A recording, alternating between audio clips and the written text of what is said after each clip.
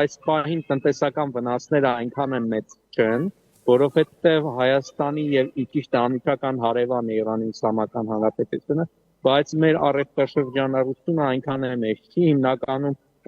արտահանվում է լույս գազի դիմաց, այսինքն մենք գազ ենք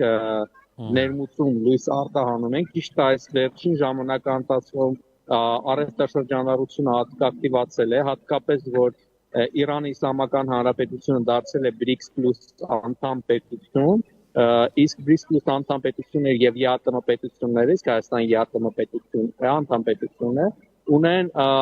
ազատ առևտրի համաձայնագրի որոշ տարեր, այսինքն մենք կարող ենք Իրանի Իսլամական Հանրապետություն շուկան որոշակի օրեն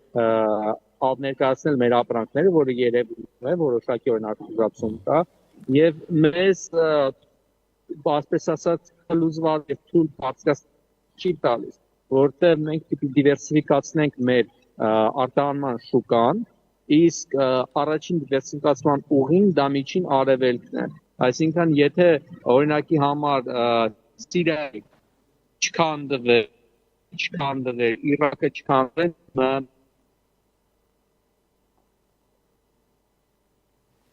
շուկաների ուսումնասիրել,